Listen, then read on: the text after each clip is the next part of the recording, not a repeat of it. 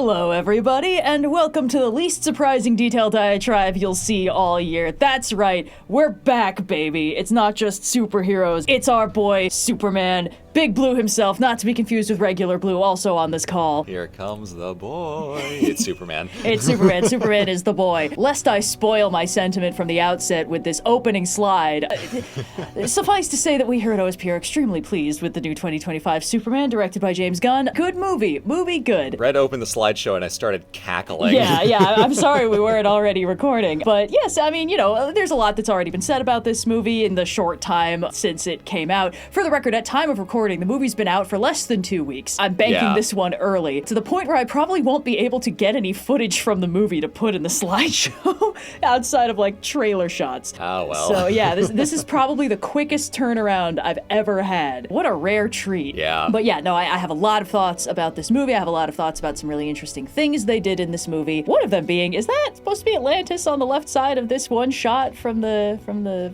promotion? Because there's like a bunch of lights out in the ocean in a place where there really shouldn't be. It looks like, shape-wise, that looks like Iceland, but it's on the wrong ocean. It's on the wrong side.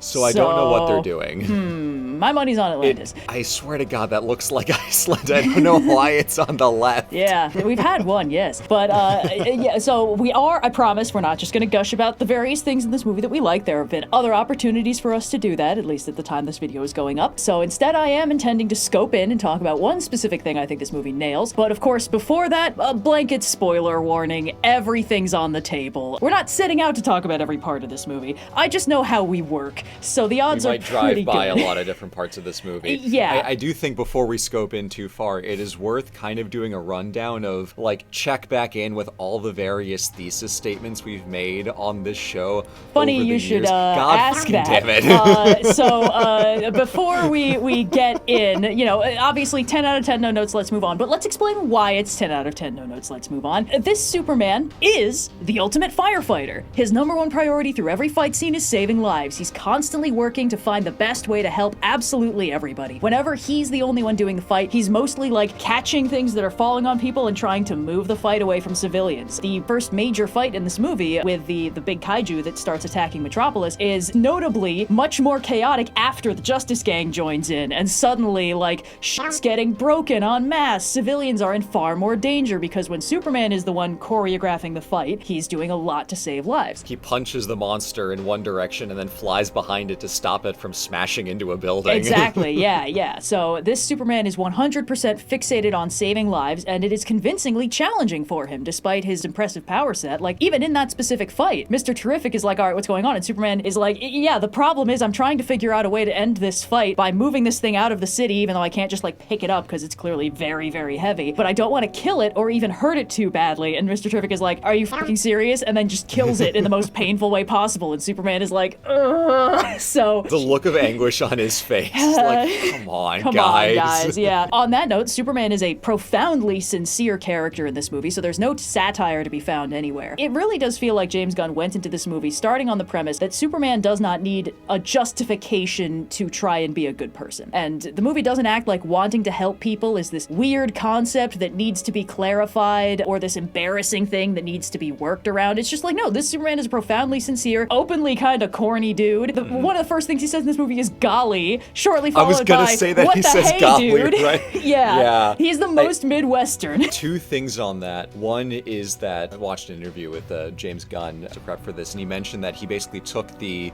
kind of like core cast out to dinner before they started shooting the movie and said, like, this is a film about goodness, and that definitely seeps out of every single frame and is so profoundly woven into every aspect of the film. But also, we might touch on this later, the corniness of Superman and that aspect of his character is so clearly demonstrated in the trunks, which is something that I don't know if we've talked about on Detailed Diatribes before, but we are both absolute, like, trunks gang on this, because if you are not willing to have your Superman wear trunks and look a little silly, you are not willing to have a Superman who is Superman. Yeah. And when they were working on this, David Corenswet talks about the process of working on the costume and developing it, and how James wanted the trunks in theory, but couldn't find one that, like, looked good and looked correct. And David said, like, listen, he's allowed to look a little silly. If the trunks make him look kind of doofy, that might be the intended effect, because Superman wants children to be able to come up and talk to him. Yep. And he literally said, like, to ask him for directions. Yeah, or like help as with if their Superman homework. could just like fly up and be like, it's that way. Yeah. But it's so clearly part of what he wants. Yeah, well, because of course, like, the image of Superman, for a lot of people, they're like, oh my god, I love Superman. He's so cool. And the thing about cool is that when it's a value judgment, you know, from the outside, it's like, oh yeah, that person's really cool, I like him. When it's attempting to be manifested from the inside, it immediately becomes pretense and 100 times less cool. When you're trying to look cool, people can tell, and they will immediately think it's uncool. But the thing is, usually that's because trying to look cool is an effort to avoid looking uncool. It's this idea that, like, oh, well, if I do this thing, people won't think I'm cool anymore. You know, it's motivated by fear, and people can tell. So when you have all these attempts to make Superman cool, you know, serious, badass, so nobody thinks you're corny for liking him, you strip off the trunks, because then you can just put him in a cool alien armor bodysuit, and it's like, yeah, that's right, nobody thinks this guy's uncool. But the thing is, Superman does not actually, like, need people to think he's cool. Superman is a very, like, action-motivated person. You know, he does things. He doesn't super fixate on how he's perceived, and we will get into this part later. But the trunks are kind of just, like, emblematic of, like, how willing is the writer to let Superman look like a bit of a dork, because ultimately that has no bearing on, like, the good he does. It has no bearing on how much people like him or care about him, or, you know, the good he does in the world. The only thing is, do you think he's a little bit uncool if he wears them? And if he can tolerate being a little bit uncool, this is a solid version of Superman. And this version of Superman can absolutely tolerate being a little bit uncool. They managed to really, like, walk that line. There's a bunch of other stuff that this movie does that absolutely hits the bullseye. The things we've been identifying that a lot of other superhero movies have been sort of struggling with, this movie makes it look easy. One of them being, my primary complaint about the multiverse problem is that it invokes this sort of feeling of, like, nihilistic neutrality, of, like, if entire universes can get wiped off the map and we kind of just don't even register it, then we're not really valuing the collateral damage or the worth of a life. If we're, you know, one death is a tragedy, a million is a statistic, and then, you know, a million multiverses is like that times a bunch. This story values life in all its forms to a painful degree. There is no need to do any sort of, like, mass threat to motivate the story, because even a single life of any kind holds unimaginable worth in this paradigm, which is really good. It turns out it was that easy. Also, this world is extremely busy. This is not an empty world, and Superman is not the only hero in town. This world is absolutely chock-a with shit for them to do. Like, Superman is a latecomer in this world. There have been metahumans active for 300 years at the start of the movie, so Superman just kind of, like, showed up, joined an existing paradigm, and is just kind of trying to, like, do his best within the framework that already exists, and is just sort of unintentionally reframing everything by presenting a paragon of, like, goodness and simple hope that the current version kind of doesn't have, but we'll get to that later. In short, this movie absolutely checks off all of the bullet points of the stuff that we have specifically been wanting out of a superhero movie. Like, is this objectively the best superhero movie ever made? I'm not gonna make any statements on that. Is this exactly the movie I wanted? Yes! Target audience me! Built for OSP. Yes. And no one else. I did also want to hire a few of the other checkboxes. James Gunn, he's got his Gunisms, and you better believe they're all on full display in this movie. You will see gratuitous harm to an eyeball a bunch. Yeah. You will get attached to this little furry bastard with personality issues. You will think it's really cool when this dude with a remote control drone that leaves a little red light trail in the air takes out a bunch of guys with a needle drop in the background. Yep. Your biological parents will turn out to suck, but the good news is your adoptive father will be there to talk you through it, and also Nathan Fillion is there. So now that we've got all of the boxes checked, let's talk about the part of this movie that I wasn't really expecting to have opinions about, and that being our bald boy himself, Lex Luthor, gold medalist in the Hater Olympics. Lex Luthor saw the Kendrick and Drake rap beef and called Kendrick an amateur. Oh boy. First of all, before we start getting into Lex himself, let's compare him to some of the other big names in the superhero, supervillain narratives, because there have been a lot of superhero movies, and almost every single one of them has been anchored on a supervillain of some kind, with varying degrees of effectiveness, you know, quality. We all have strong opinions about how they did Venom in Spider-Man 3, but we also all have strong opinions about how they did Doc Ock in Spider-Man 2, and Magneto in the older X-Men movies, and, you know, everybody loves Zod. So, like... Do they? What? Does everyone love Zod? Well, I mean, yeah, kneel before Zod and all that jazz. Like, he's got good panache, and I have not seen the panache. As someone who does not read the comics and has only seen Man of Steel, I have not seen the panache. Not that Zod. Fucking Christopher Reeve Zod. Kneel before Zod. This guy and the slideshow. There he is on the left. We can't overstate how much the Christopher Reeve Superman movies are beloved. I've watched the first two, and I gotta say, this movie has a lot of very deliberate homages to the Christopher Reeve Superman movies. You can really tell it was a labor of love, down to like the emblem on the cape. That's why it's there. Down to the scene where Clark and Lois are hanging out in her apartment and he's in Clark mode, but he doesn't have the glasses on. That is very straight out of Superman 2 after she's figured out his identity. It's clearly a very loving homage to a lot of the elements of the Christopher Reeve movies that people like. And Zod is one of those things, even though the ending of that movie is a little bit ridiculous. Anyway, what makes a supervillain good at being bad? This is an interesting question. Making a hero good at being good is already hard enough. How do you make a character who's compelling while doing all of the wrong things? The goofus to our gallant. How are we supposed to make this work? I think that there are a few things that we can, sort of break down into a nice little bulleted list. The 5 E's of what makes a good villain truly evil. I do think the first one of those is rooted in the fact that this is a bad person. So how does this character examine the nature of morality? A villain is more than just an antagonist. Antagonist just means, opposes the protagonist. Villain is a value judgment of, like, the morality of this character. So a villain embodies in some way a moral wrongdoing, a good bad example of what not to be. So they do bad things, but like, why? What do they want? What is the bad thing they're doing? Are they anchored in active malice? Are they making some kind of mistake? Are they misguided?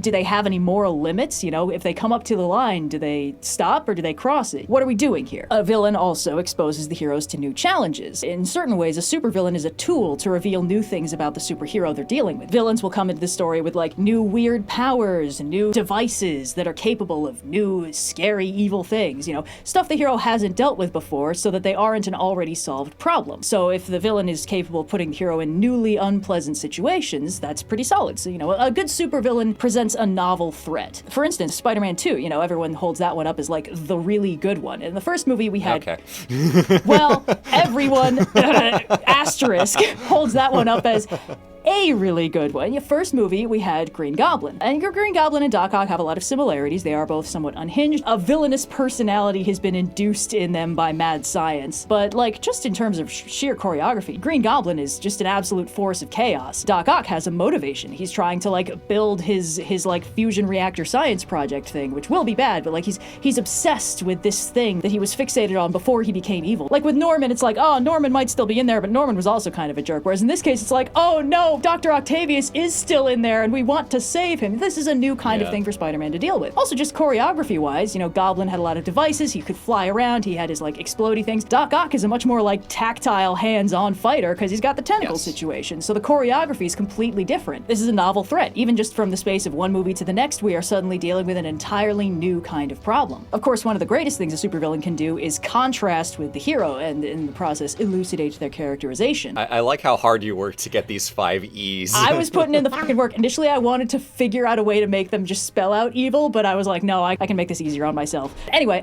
so it contrasts. A supervillain contrasts with the hero. The points of these two characters that are similar highlights the points of them that are so very, very different. And because a villain is usually diametrically opposed to the hero along at least one axis of their characterization, this opposition reveals properties of both characters. Like, it's possible to have two characters that are somewhat different, but not, like, exact opposites. Usually you will have a supervillain who is in some way quite similar to the hero and in some ways exact opposites. For instance, I've got Magneto on here, and in the early movies, the thing with Magneto is that he is absolutely ruthless, in contrast with Charles Xavier, who is very somewhere between compassionate and, like, timid, does not want to, like, hurt people, only wants to, defend his people, whereas, of course, Magneto's like, I'm also defending my people, but the best defense in some cases is turning a senator into goo. So, you've got these points of contrast. They are similar in some ways, they can understand each other in some ways, but they are also so very different in a way that heightens both elements of their characterization. Of course, one element of a supervillain that has become strangely less popular in recent years for some reason is that they have to explode spectacularly. Villains exist to be defeated in a satisfying way. Again, antagonists antagonists, you can do whatever you want with an antagonist, but a villain usually exists to be beaten. That means you build them up in such a way that when they break down, it's really cool and fun. I say this has become strangely unpopular, and I am specifically subtweeting the exact movies you think I am. I was very confused by the choices they made in Infinity War and Endgame, where they were like, step 1, we let the villain win. Step 2, we take out the villain unceremoniously and then replace him with a version that has none of the character development and pathos with these characters, and then we let them have the big final fight. So it's just profoundly unsatisfying in like 8 different ways for some strange reason. The fall of a supervillain is supposed to be the big finish and the cathartic finale. It might be a little bit bittersweet. Again, Doc Ock is a pretty good example, but like, it has to be fun to watch them fail in some way. You know, that's part of why villains are so prone to gloating, because gloating is a very dangerous thing for a character to do. It makes you want to see them eat those words. Yeah, it's basically they're placing a bet that the story dictates they must lose, which is much more satisfying than if they simply like quietly get shuffled away into Arkham Asylum or whatever. Yeah, exactly. I saw someone point out that video game bosses, they feel like these like insurmountable threats, but they aren't designed to be defeated. They're designed to be defeated in a way that feels earned and satisfying, but they're built to lose. In a certain way, a lot of these antagonistic forces are designed by the writer to lose. If you're playing like a TTRPG and your like DM has the villain and they're giving them their big final monologue, it's like, let them do that. They're saying goodbye. They know that villain's not making it out of this fight. A villain exists to be defeated. They are a narrative device. They aren't, you know, a person who might win. They're a tool. Also, extremely powerful Riz. This part is self-explanatory. There's an X factor in what makes a supervillain good, and it is how much you're just like, oh my god, this guy fucking rules, and it's kind of hard to control for. But it does, you know, it factors in. Yeah, so those are my 5 E's of what makes a supervillain truly evil. I don't know if you have anything you want to throw in, make a few more E's in that evil. You touch on a lot of stuff that obviously comes from some other detailed diatribes, but also some things that are more from the trope talks, Magnificent Bastards and such. Spectacular third act breakdowns. Yeah, I think this is insofar as we are choosing 5 E's for evil, I think this makes sense and works. Hell yeah. There is so much larger of a conversation about like, why aren't villains fun anymore? And we had the Radigan clip from the podcast. Of, like the old Radigan, Disney my boy villains. Radigan, the best villain. When stories were in a sense simpler, and we didn't have to go through all this effort at making the villain sympathetic. And I think we confused the difference between a villain having an understandable motivation and making sense internally, and us as the audience having to concede that the villain is right about some number of points. There's an overlap in there. And James Gunn has talked about, like, in Lex's fucked up worldview, he's doing the right thing. But it is a fucked up worldview that is evil and bad and predicated on malice and jealousy. Yeah. Whereas we get a little bit dicey in some of our, like, you know, Black Panther, Killmonger is mostly right. Mostly right, unfortunately making and we have far to do too many narrative good points. backflips to be like, oh, hold on, we put all the rhetorical gas in the bad guy. Okay, back up. And then the narrative has to do all these weird kind of like backflips and half measures and band-aids to make the hero actually correct in the end. And teach them a lesson that they have to change in some way that is like, now we are simply going to be the exact point that the villain was making, but we're going to kill less people about it. Okay, I see what you're doing. Not great storytelling there. There's a truism that gets bandied around a lot in writing, which is everyone is the hero of their own story, and I feel like it's been somewhat misinterpreted to lead to a sort of wave of like, there's no villain in this story, there's just antagonists, and, you know, everything will sort of be like unpacked in a certain way, or this way or that way or whatever. Like, surprise, the twist villain, you know, has no riz, no charisma, because they had to convincingly pass as not a villain for most of the story, or something like that. I think that more accurate than everyone's the hero of their own story is that everyone's motivations are completely understandable and justified from their own perspective. Most people will not, to them. Most people will not do things that they think are completely unreasonable. But this can include, like, oh, you must understand, he's had a very difficult childhood. Well, yes, I understand, I'm having a very difficult childhood right now, you know, that kind of thing. You see, Spider-Man, I'm neurodivergent and literally a minor. Like, okay, buddy, There's nothing I can do. So everyone's actions make sense from their own perspective, which is why it's so important to be able to, you know, see things from other people's perspectives to determine whether what you're doing is actually proportionate to the situation you're in. A character doesn't need to think of themselves as a moral paragon, which I think is, you know, a lot of the implications of saying hero of their own story. A character just needs to think that they are the important person in the narrative. They're the main character whose pain is what really matters, and that's what motivates them to do, what they're doing. And yeah, so these are, I think, some factors in what makes a supervillain notably very good at being bad. And there's a discussion to be had here in the larger scale about how a hero and a villain sort of define each other. Because there is this common thing that gets thrown around, especially in superhero stories. It's like, the hero is defined by their greatest foe. Batman exists in contrast to the Joker. And like, here's the thing. I hate this shit Yeah! because I don't know where I've said it, but the Joker is the most fun Batman villain and the least interesting Batman villain. Because he is simply who he is, and he loves being evil because that's all there is to him, and that's fun. Yep. That is fun. But making the Joker define Batman is horrible because the Joker is not interesting in the same way that some of his other villains are, like your Clayfaces or Mr. Freezes and stuff. Those guys are interesting, and they can, of course, be fun. Yeah. But the Joker is not the most interesting Batman villain in the Rogues Gallery. Yeah. He is the most fun, and those are different. Joker needs to be used in moderation or he becomes extremely tedious. But the thing is, like, this broad concept is also nonsense because it harkens back to that superheroes and empty worlds thing where, like, heroes exist only in reaction to supervillains, and when the supervillains go up on the shelf, the superhero's like, what is my purpose in this life? As if it's fucking hard to find problems that need the help of somebody with powers. But yeah, more broadly, this thing annoys me because, like, if a hero's defined by their greatest foe, that belittles the acts that they do for the sake of trying to help. It's like, you can't just be putting out fires, you have to be fighting arsonists. Like, a firefighter is defined by their greatest arsonist. Like, no, a firefighter is defined by putting out fucking fires. It doesn't matter who's setting them. The person setting them isn't the important part of this equation. They are only serving to make a bad situation worse, and that's not actually inherently interesting. Solving a problem is more interesting than making a problem worse. This is a whole other tangent, but there's this like weird glamorous, I mean, I know I just spent a previous slide being like, here's why villains are cool, but like there is such a glamorization of the concept of evil as if it is in any way interesting. Like, the hard part is always finding ways to make things better. Making things worse is easy. Knocking shit over is so much easier than building it up, and that's not interesting. It's just being a dick, and being a dick is monotonous. There's a reason why villains need to have so many elements to make them interesting. Being evil is not inherently interesting. In fact, most of the time it's tedious. We've got to surf it a bit, fellas. There's plenty of evil to go around. Worth distinguishing the evil from the Riz. Yes. Villains who are fun have Riz independent of their evilness. They can correlate, but they're independent. Yes, and there is an element where it can be kind of fascinating to watch somebody so tangled up just cause problems for everything and everyone, including themselves, which is part of why I am willing to make an exception from this tirade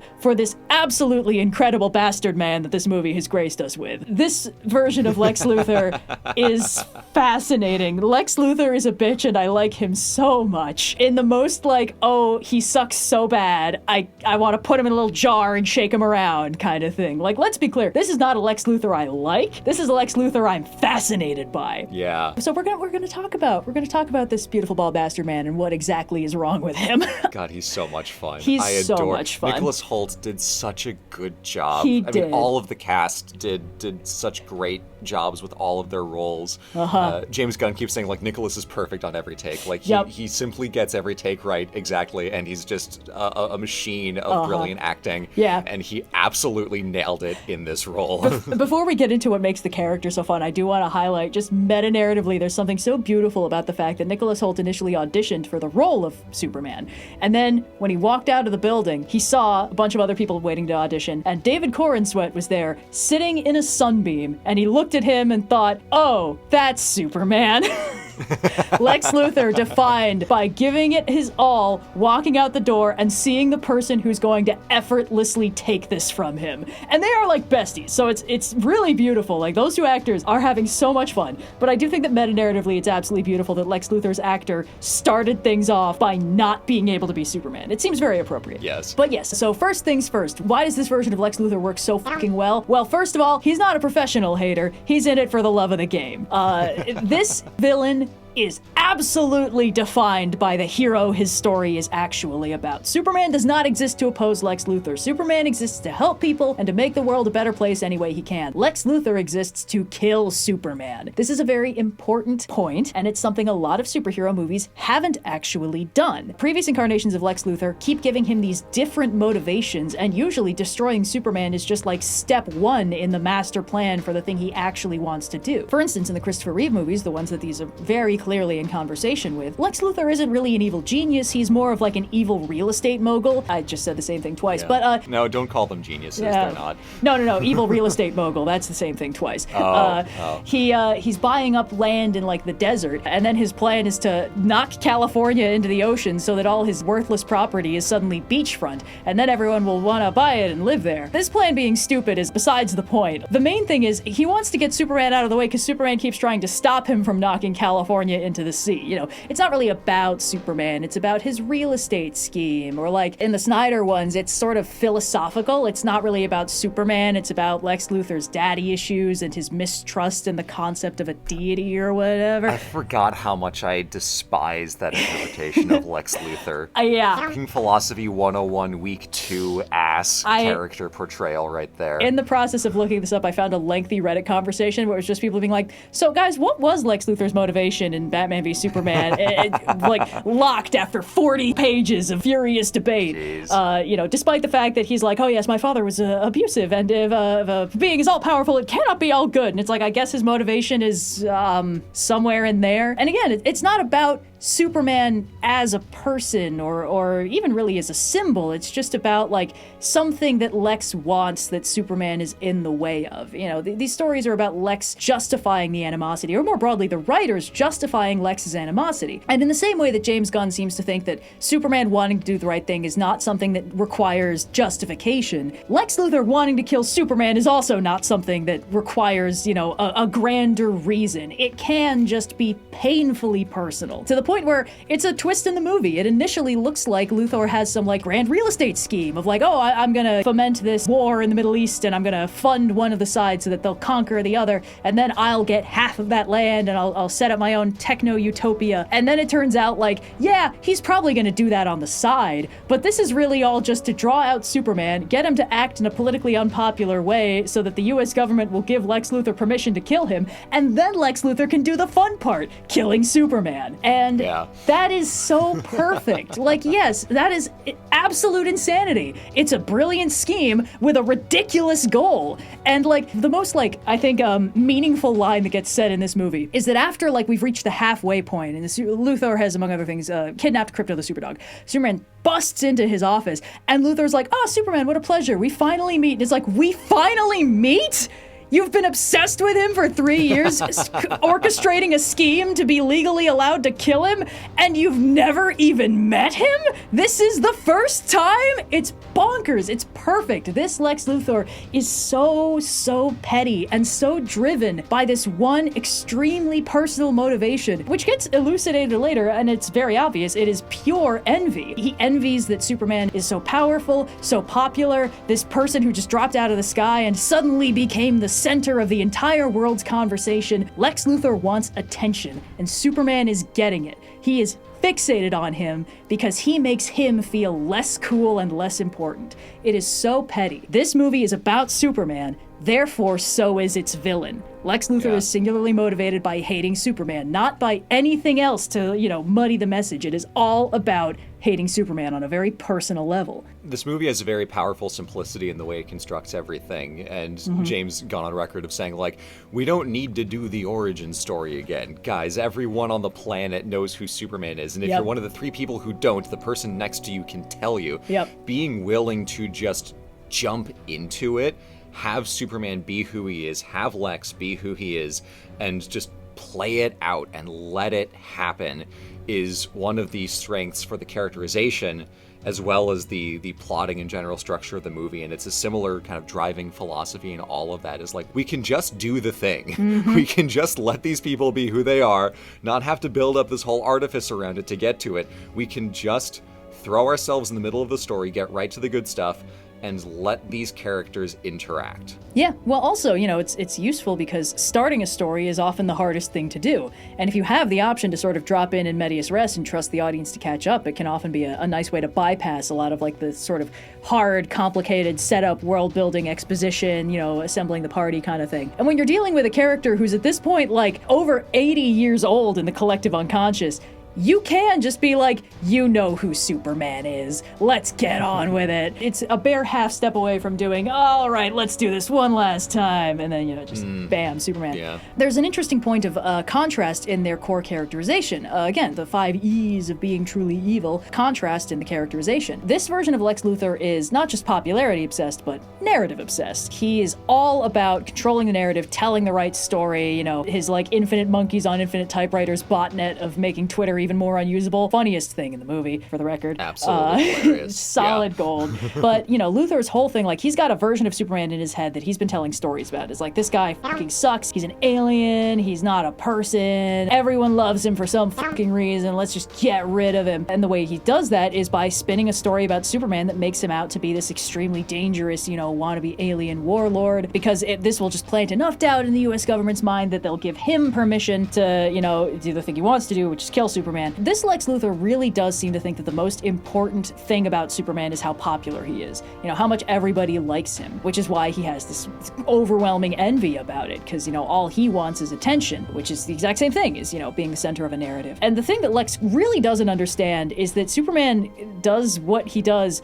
regardless of how people feel about him. Like we said earlier, you know, Superman being okay with being uncool is so kind of like foundational to a solid version of his characterization. And it's like, yeah, this Superman might be a little bit like, well, Jimmy, I don't know if Superman really got his ass that thoroughly kicked. You know, it seemed like a pretty balanced fight, but like, he's not gonna be like, nobody's allowed to see me lose. He doesn't do what he does for attention or praise or, you know, people liking him. He doesn't like it when people are scared of him. You know, that part we can tell he really tries to avoid being frightening. And it definitely upsets him when Lex makes everyone terrified of him for a while. But like, he's still gonna go off and do the Superman thing. And like, this movie really does stand on its own, but so much of it kind of feels like it's very pointedly looking at previous Superman movies. And one of them is like, oh no, Superman's reputation is in the absolute toilet. I mean, he's still gonna be Superman though. Like, he's still Superman. Like, he's in a bad mood and just like staring daggers at Batman v Superman.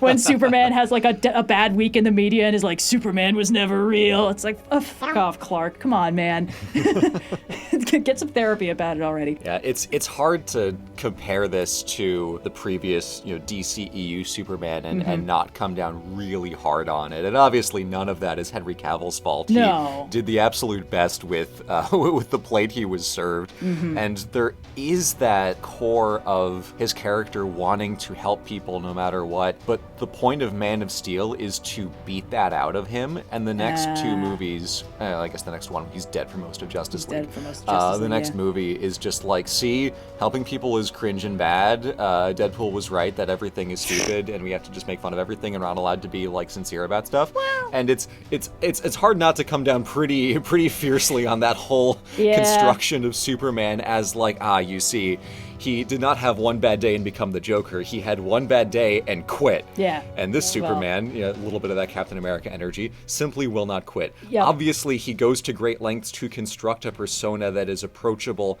and likable and comfortable for people because he wants people to like him because it makes life better for the people, not for himself. Obviously, he can control every aspect of his popularity, and he would probably rather everyone, you know, like him for their sakes more than for his. So it's not like, oh, he simply does not care because he will help people anyway. Yeah. He will help people anyway, but he knows it's better all around if they're all on the same page, and he goes to great lengths to be on the same page, but it won't stop him when it's like, okay, I know Lex is lying about me. Yeah. This sucks. I'm gonna go inside and deal with this. And credit to Guy Gardner, he like throws up the Green Lantern walls to be like, let's talk. Like, I'm gonna give you your privacy. Okay, what the fuck is going on? Explain yourself. So I have two things about that. One of them is that, like, this Superman just truly on a very profound level just wants to do the right thing. There's many points in the movie where he, like, does something good, not just that nobody will see, but that probably most other people wouldn't even think about. And, of course, the iconic bit, he saves a squirrel. There's a squirrel in squirrel. harm's way. He's been saving cute dogs and, cute kids and, sweeping people out of the way of danger. A wild squirrel. He saves a wild squirrel. Like, I saw this movie with my sister, and when that happened, she looked at me like, oh, he's good. Oh, this one's good. Apparently, the squirrel did not test very well in pre-screenings, but James Gunn was like, nope. No, the squirrel stays. The squirrel is found. Mr. Gunn, I see your vision. I like the squirrel. Nobody but Superman would care, but it's enough that Superman cares. And I do actually want to, I understand a lot of stuff about the Snyder Superman movies. And I think that they were trying something and they couldn't bring it home. Because the thing about Superman is that whether or not his good deeds are rewarded is entirely up to the writer and the setting he's in. And this is a movie that rewards Superman's good deeds. He goes through a rough patch because Luthor has a scheme, but then his good deeds are rewarded, and it's like, great, you're fine. Man of Steel does not reward Superman's good deeds, ever. Superman will save the day and then get berated by it. His dad is very strongly in the you should let children die and also me camp. Worst version of Jonathan Kent, I must say. Worst Pa Kent ever. This Pa Kent feels like he made Superman worse. Every other version of the Kents is like, oh, the Kents are why Clark is so good at being human. It's like, not this one. This one's bad at what he does. Kid, you should be protecting yourself and hiding yourself from the world. And then Jor-El is like, my son, you should go be a Jesus figure instead. And it's like, oh yeah, good idea, Pa. So, Man of Steel, his attempted good deeds are not rewarded. The final battle is incredibly destructive and miserable. Nobody's having a good time. It's like, oh, the world has been introduced to Superman by the destruction of Metropolis in 9/11 times 1,000. And then Batman v Superman is even harder on the Superman's good deeds are not being rewarded. To the point where he's like, Superman was never real, and he briefly hangs up the cloak. And then, not even because it's the right thing to do, because Ma Kent gets kidnapped. He gets spurred back into action to do the Superman thing, and then has to fight Batman, and then they team up, and then they have to fight Doomsday, because Doomsday is a new problem, and then Superman dies. Okay, great. Superman's good deeds have not been rewarded. He suffered constantly, and then he died. Which, considering that this Superman is rewritten as a Jesus figure instead of a Moses figure, I understand what they were doing with the suffers constantly and then gets stabbed in the side. You're not slick, Mr. Snyder. I get what you were going for. And then, shocker, he gets resurrected. Can't remember who he is and has a little fight, and then remembers who he is because Lois, and then flies off, and then decides to get back in the fight, and then they save the world, and then they're like, we are the Justice League now. So, the thing is, if you're setting up the narrative of this is a person who has a lot of power and wants to use it for good, but the world is miserable and constantly beating him down for it, and then he does his best and it doesn't work, and he does his best and it doesn't work, and he's punished for it, and then he dies, and then he comes back, and rather than giving any sort of cathartic resolution to 3 movies of misery, you're like, they're the Justice League now. You will never see them again. Goodbye. It's just a bad vibe. It's just bad times. Like, they do the setup of like, oh man, our hero's experiencing a darkest hour. I can't wait to see him pull through this. And then they never do the pulling through it part. Yep. So like, it was all set up and no payoff. It was all like belly of the whale, no returning with the elixir. Even to the point where when he comes back from the dead, he's just kind of like, all right, I guess I may as well be doing this now. Whereas this is a version of Superman that is so profoundly motivated to do the right thing, regardless of how people feel about him, that like, he'll have, bad feelings about it in some very interesting ways, actually. Because a lot of stories about Superman, this is a little bit of a side note, but a lot of stories about Superman are very obsessed with the idea that if Superman ever gets in a bad mood, the entire world will crack in half. Oh, if he gets angry and the eyes go scary and glowy, oh no, he's just one bad day away from being Justice Lord Superman. And I kind of like how this movie just fully does not dignify that. Superman is a person and he can get upset, and frequently does, and it's not a big deal. Like, you're allowed to be upset by things. When he yells, it doesn't crack the room or anything. He raises his voice twice in this movie. He does destroy Luthor's office. He does do that, but that's not, oh my god, he got angry and now he's dangerous. It's like, he's looking for his dog, he's really upset, he knows Luthor is doing this. Again, the thing that I think that's interesting about this Superman is that he's kind of incapable of pretense. Not only is he incapable of trying to build up a specific image that people will like, he's incapable of spinning his own narrative to make himself look better. And the interview he has early on with Lois is an extremely interesting example of that. Also, extremely good version of Lois Lane. Lois Lane, the best journalist at the Daily Planet, is a really solid characterization, and the fact that she's like, hey look, I like you a lot, I like what you do, I am a journalist, these are the questions I would be asking, here they are. If this Lois doesn't already have a Pulitzer, she's about to get one. She's so good.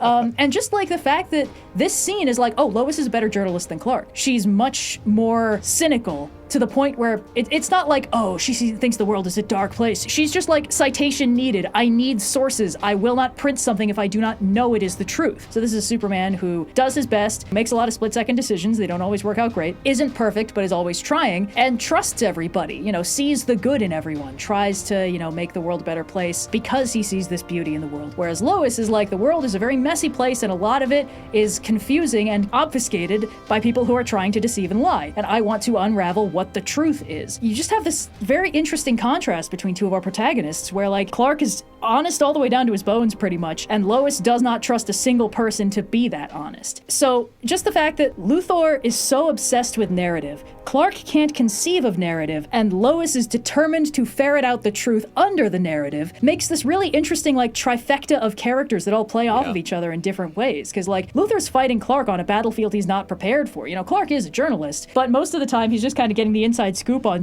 from quote unquote Superman and then just writing about what happens, whereas Lois has to actually do like investigative legwork. So Luthor is very good at lying and manipulating opinions, and Clark is not good at lying, but he is good at doing the right thing. And Lois is very good at seeing through lies and finding the truth. You end up with this fun little like rock, paper, scissors situation that I think is very cool. Like Luthor can beat Clark in the narrative of narratives, and Lois beats Luthor in the narrative of narratives. I had more to say about this than I thought I did. Yep. Made this just one slide. What was I thinking? So there's another interesting thing about the way that Luthor sees Superman, which is, of course, you know, he's constantly talking about how much he hates him and his stupid perfect hair and how much everybody loves him and he sucks so bad. But the interesting thing about the way Luthor sees Superman is that he characterizes him as this inhuman alien monster, not a him, he's an it, not a real person, not someone with any legal protections or basic human rights. Does he really believe this? You know, is this another case of like Batman v Superman Luthor who's like, if God exists, we have a moral obligation to kill him? Or is this like just a convenient justification to get the US government to enthusiastically sign off on Superman's extrajudicial imprisonment and torture in a secret illegal prison?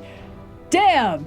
No suspension of disbelief needed for this one. But the thing is, clearly Luthor does not actually believe this about Superman. He doesn't believe that he's an inhuman monster because Luthor is extremely aware that the most effective way to manipulate and torture Superman is to threaten innocent people. He constantly operates on the awareness that Superman can be made to do anything if you put people in danger. Yeah, multiple times he runs the distraction gambit with the tiny monster that becomes big, and then, of course, by trying to destroy Metropolis. It's like, I can't get Superman to interfere with Baravia and Jarhanpur if I rip Metropolis in half, because he'll have to do that one. Exactly, yeah. So Luthor is extremely aware that Superman cares about people and cannot stop himself from caring about people. So you're in this interesting position where, like, Luthor is simultaneously talking about how Superman is a dangerous threat, an illegal alien, whoa, do you get it? But, like, none of his plans would work if Superman was actually a dangerous threat. Like, he would truly just fly into his office and rip him in half. Like, and Luthor knows this.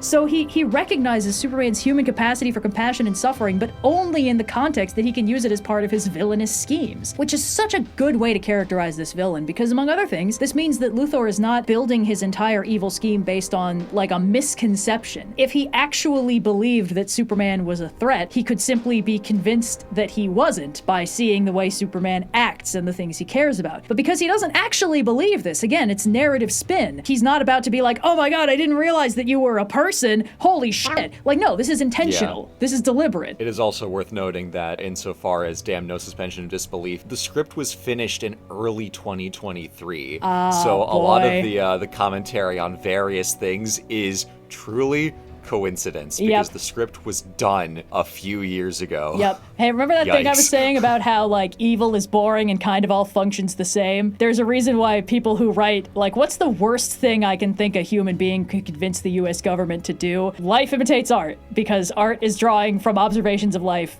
and time is a flat circle. So, but on the subject of Luthor and his dynamic with humanity, there's something very interesting about the way that Luthor Corp is characterized, in contrast with a lot of superhero movies. Because in many superhero stories, there are really only three kinds of people. And of course, there's superheroes, the important guys, there's supervillains, the important bad guys, and there are grateful civilians, background extras who are constantly being imperiled. They exist mostly to be scooped out of burning buildings, shoved out of the path of trucks and trains. They are very susceptible to schemes and manipulation, because if if you need a scene where the hero has bad publicity, these are going to be the people who are like, hey man, I used to like Spider-Man, but now he's a jerk. But this is just because they are dumb and weak-minded and easy manipulation fodder, and they will still like to be rescued by the superhero when they are in any peril. Basically, there's only one kind of background character in these stories, and that is there to occasionally make the world feel a little bit more busy and not really have anything else going on except what danger they're in, and then being grateful to be rescued by the hero doing the rescuing part. This is kind of like bare minimum stuff, because if you don't have these guys in a story, you end up with superheroes in empty worlds. So it's good to have them, because they do remind you, like, oh yeah, these aren't just like three kids on the playground running around waving sticks at each other being like, I got you, I made the stick out of kryptonite, you're susceptible, no, I have my everything proof shield up. No, like, this is the part that makes the world actually feel kind of like the real world. But even then,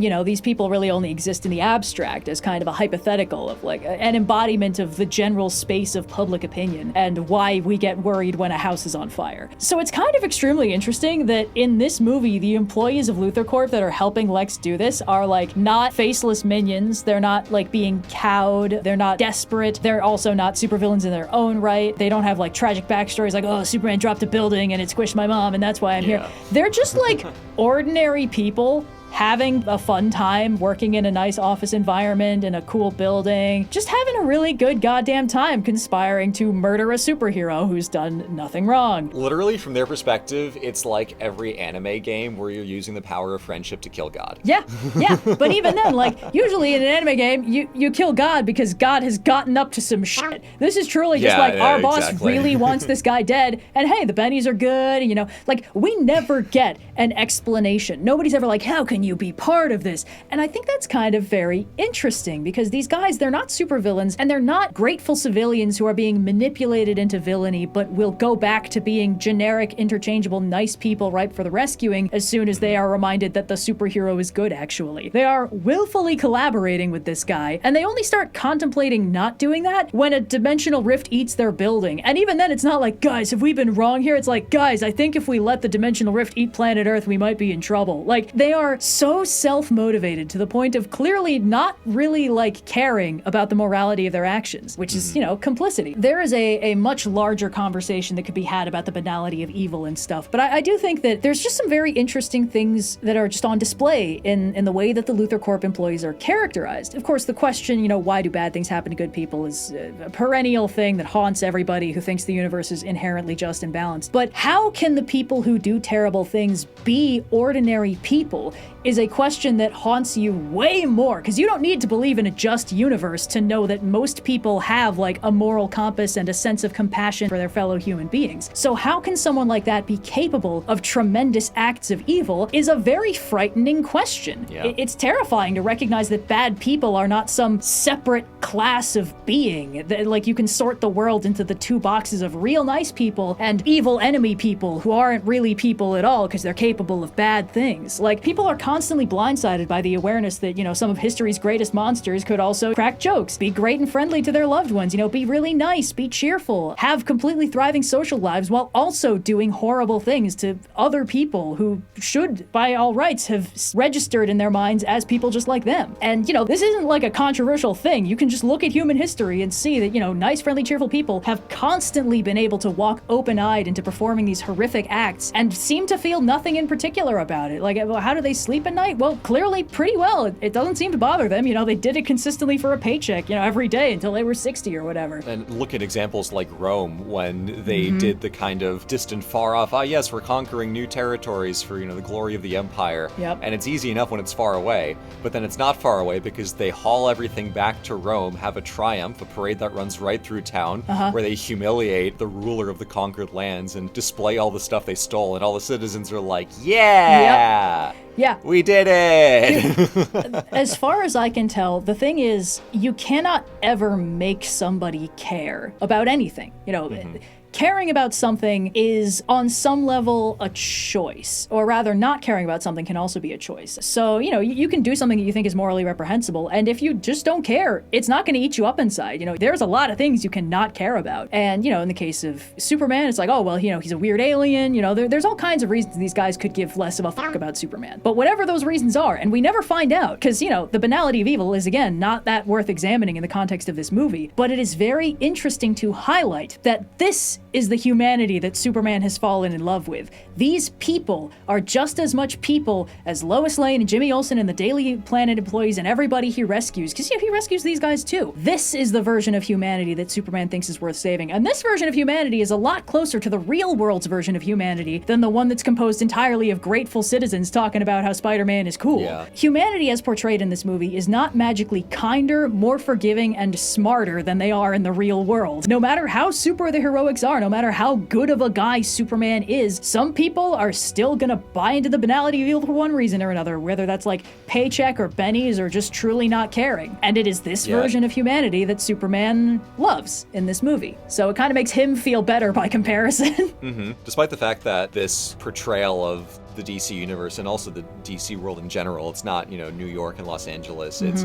Metropolis and Gotham and Star City and all of that. Yeah. It is kind of deliberately parallel to the worlds that we have rather than the very kind of Marvel-esque world outside your window view. Like, superheroes have been around for 300 years. It's not like the divergence point was last week. It's like things have been different for a while. I like that even with how different the world is deliberately showing itself as, this portrayal of the populace is by far the most realistic we have ever seen in a superhero movie. And we don't have that much more time with them than we get it anywhere else, but it is thematically deeper. There's a hyper-realism where people don't necessarily act realistic in a boring way, but the film highlights through their actions kind of exemplary modes of behavior that get to the core of how real people work. Yeah. So we don't have people at LexCorp. We have people who do things that are pretty similar within the bounds of our real world ecosystems here. So yeah, it's a very subtle piece of writing within the movie, and it's not a ton of scenes that are doing the work, but they do the work. And seeing Lex in the beginning of this movie with the Hammer of Baravia and calling out the plays with this whole video game ass combat system he's devised, where he is like the star quarterback of a team, the guy calling the shots in an esports league. And everyone around him is just as jazzed as he is. Obviously, he is the most thrilled to beat up on Superman, but everyone else is just as invested and engrossed in this game that they are all communally playing. It is a fascinating little ecosystem to see it work. Yeah, and one thing that I think is quite interesting about that is that, of course, like about halfway through the movie, Luthor has a bit of a third act breakdown, starts, you know, getting far more unhinged, and oftentimes this is when the minions will start questioning their loyalty. It doesn't happen in this movie. Like, you get the one guy who's like, if the rift eats the planet, where are we gonna land? Or like, Mr. Luthor, we should really punch in the code now. He's not being like, Luthor, this is wrong. He's being like, Luthor, we're gonna die. Like,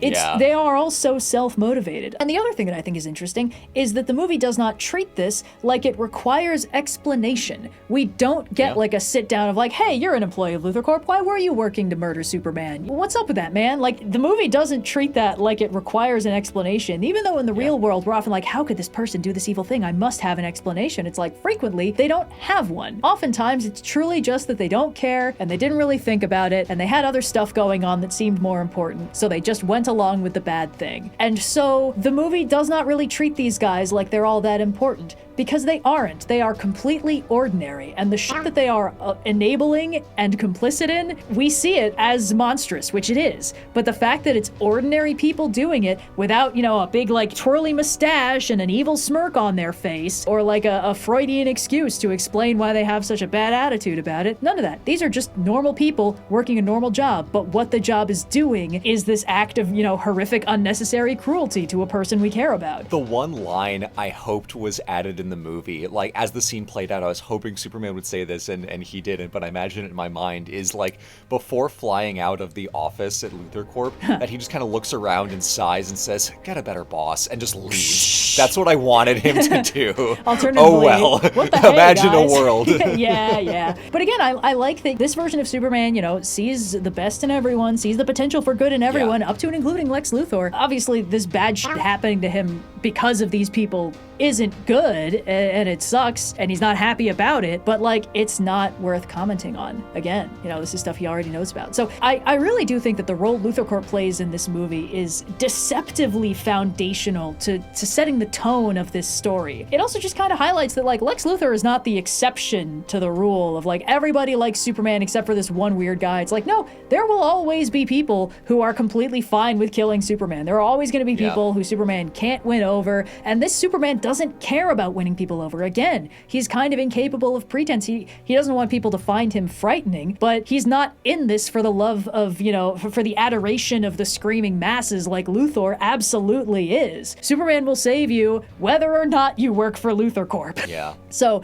anyway, yes, I think that Luthor Corp plays in very interestingly to Luthor's evil by showing that he's kind of just like an exceptionally talented hater. He's not the only person on Earth who would be doing this, given the chance. He simply hates Superman the most. Yeah, and also like locking Luthor up is not going to mean that everyone on Earth is a big fan of Superman. Like nobody has 100% approval rating, not even Superman. So now that we've locked in that like, oh, this version of humanity includes, you know, the employees of Luthor Corp, and it kind of sidesteps the idea that in a vacuum all humans will be chill and fun and nice and you know, good people who it's completely understandable to want to save from harm. That kind of segues cleanly into another interesting bit of contrast between this version of Luthor and this version of Superman, which is of course the question, what is the value of a life? Because we've just established that like this is not an unproblematic version of humanity. You know, this is not like all perfect victims of bad things happening. Superman's gonna save some people who are kind of jerks a lot of the time,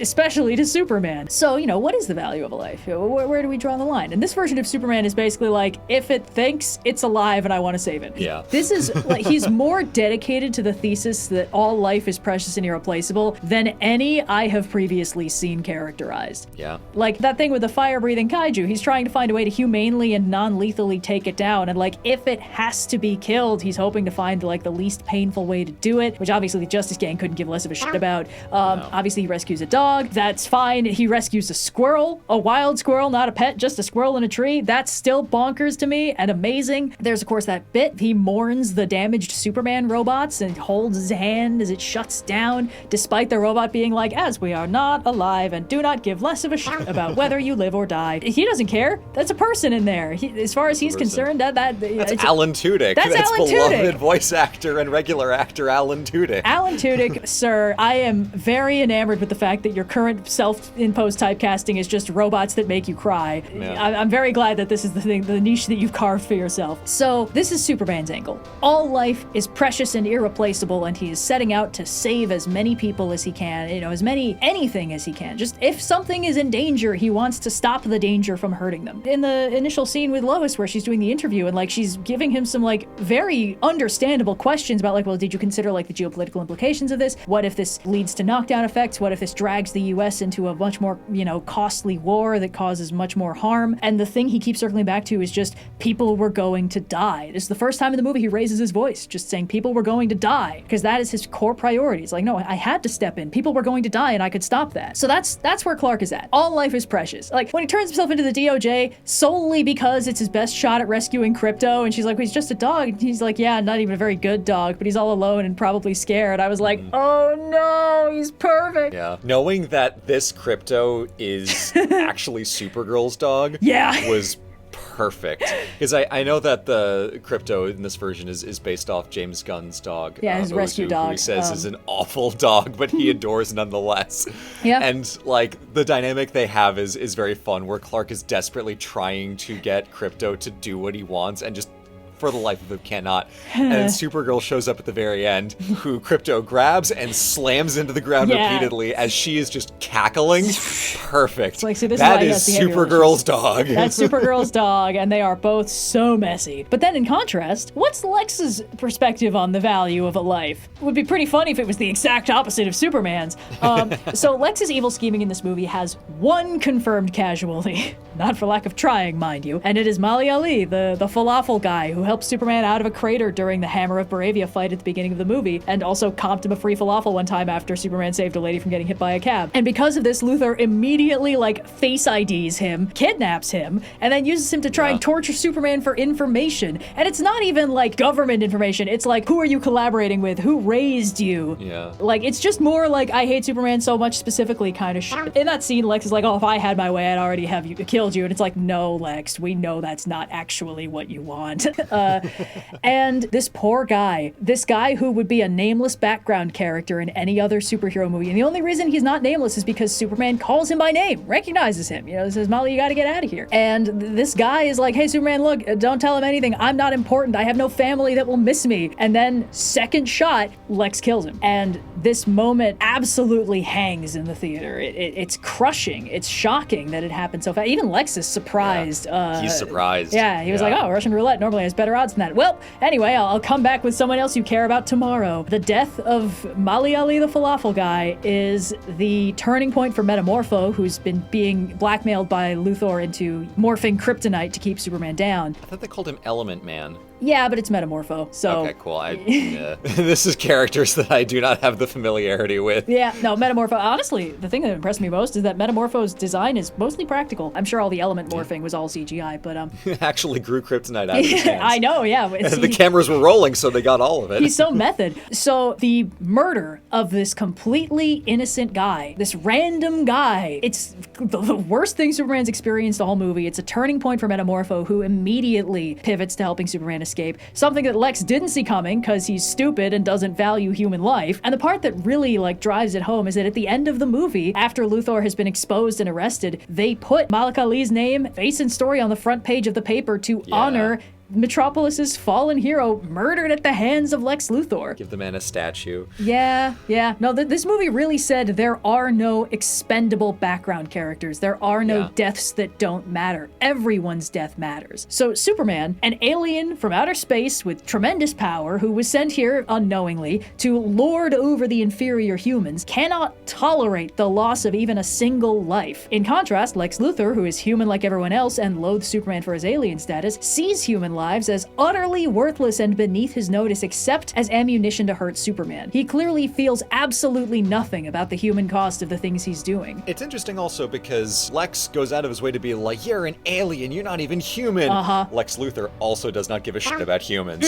So that's a nice little bit of stated hypocrisy there, which also has some real-world parallels, but let's move right along. This version of Lex Luthor is in part so realistic because he does not work based on logical extrapolation of his belief systems, because neither do humans. Humans have feelings, and then, in the words of Brennan Lee Mulligan, quoting his old philosophy teacher, humans have feelings and then construct philosophical frameworks to support them and justify them. Yeah. Luthor hates Superman and constructs reasons for why this is right, and one of them being, you're an alien, you're not even human, while Lex Luthor himself could not care less about humans. Superman, who is not human, puts himself among them, and Luthor, who is human, puts himself above them every time. And this is the scene in the movie that absolutely locks in this version of Lex Luthor. Just one murder of one innocent person just to hurt Superman. In a genre, in a franchise that has had death tolls in the thousands in the background that the directors are like, that's not a big deal, don't worry about it. We just really wanted to knock this building over because we thought it would look cool when we rendered it. Yeah. And this movie is like, I can make our audience hurt so much for the death of a character we've seen in a single scene. And it is purely because, yeah, that is a person. Yeah, that person did matter. And yeah, Superman knows, and he's not about to forget him. You know, Molly thought that nobody would miss him.